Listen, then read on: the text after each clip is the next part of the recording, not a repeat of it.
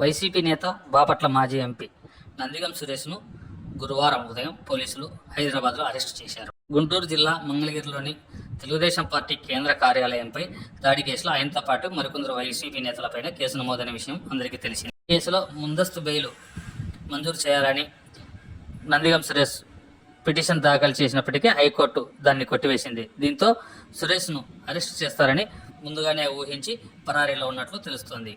పోలీసులు నందిగం సురేష్ను అరెస్ట్ చేసేందుకు బుధవారం ఉద్దండరాయనపాలెంలోని ఆయన ఇంటికి తుళ్లూరు పోలీసులు వెళ్లారు. దాదాపు 15 నిమిషాల అనంతరం నందిగం సురేష్ అక్కడ లేడు అన్న విషయం తెలుసుకున్నటువంటి పోలీసులు ఆయన కోసం వెతకడం ప్రారంభించారు. సెల్ ఫోన్ సిగ్నల్ ఆధారంగా ఆయన హైదరాబాద్లో ఉన్నట్లు పోలీసులు గుర్తించారు. అప్పటికే సెల్ ఫోన్ స్విచ్ ఆఫ్ చేసినప్పటికీ బుధవారం ఉదయం నుంచి ఆయన ఎక్కడున్నారో రూఢీ చేసుకుని తదనుగుణంగా విచారణ చేపట్టి నందిగం సురేష్ ఆచూకీని కనుగొన్నారు. పక్కా సమాచారంతో ఎట్టకేలకు నందిగం సురేష్ను గురువారం తెల్లవారుజామున పోలీసులు అదుపులోకి తీసుకున్నారు.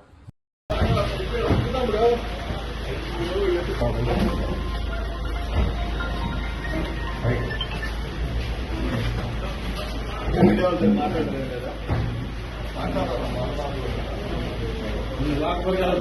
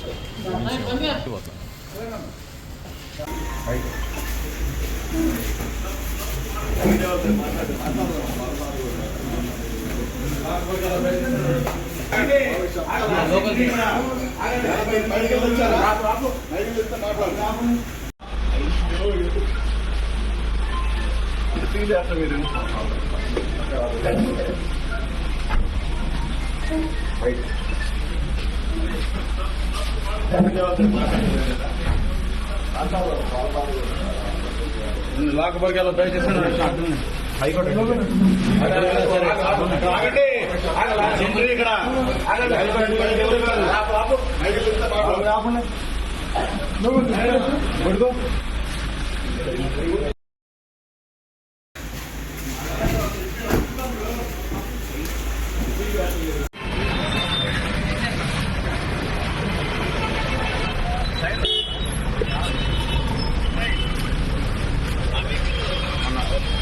పర్లేదు.